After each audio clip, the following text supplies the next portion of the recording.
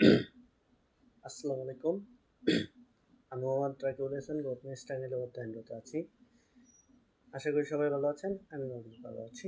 আজকের ভিডিওতে জানবো আইএসটিএমএস ভর্তি পরীক্ষায় ক্যালকুলেটর ইউজ করা যাবে কিনা বা ঘড়ি ক্যালকুলেটর আর ঘড়ি ইউজ করা যাবে কিনা এই ইস্যু প্রসঙ্গে কী বলা রয়েছে নোটিশে এবং আইএসটিএমএস ভর্তি পরীক্ষায় সত্যিকারে কি ক্যালকুলেটর বা ঘড়ি ইউজ করা যায় কিনা চলুন তাহলে জেনে নিই আজকের ভিডিওতে।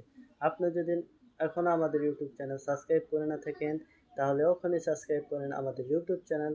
টিকটক কিংবা ফেসবুক থেকে দেখে থাকলে ফলো করেন আমাদের অ্যাকাউন্ট।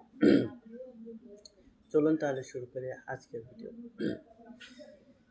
কোশ্চেন হচ্ছে অনেকে কোশ্চেন করছিলেন যে আইএসটিমেট ভর্তি পরীক্ষায় কি ক্যালকুলেটর ইউজ করা যাবে।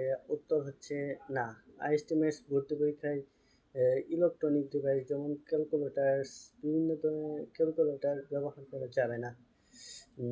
2 নম্বর প্রশ্ন হচ্ছে আইএসটিমেট ভর্তি পরীক্ষায় কি ঘড়ি ব্যবহার করা যাবে। উত্তর না, আইএসটিমেট ভর্তি পরীক্ষায় ঘড়ি ব্যবহার করা যাবে না। এটা আইএসটিমেট ভর্তি বিজ্ঞপ্তি বা ভর্তির নীতিমালার দেখতে পাবেন যে ওখানে লেখা আছে যে আইএসটিমেট ভর্তি পরীক্ষায় কোনো প্রকার ইলেকট্রনিক ডিভাইস বা ইলেকট্রনিক যন্ত্র ব্যবহার করা যাবে না। অর্থাৎ বোঝানো হয়েছে যে ঘড়ি, ক্যালকুলেটর, স্মার্টফোন ইত্যাদি ব্যবহার করা যাবে না আইএসটিমেট ভর্তি পরীক্ষায়।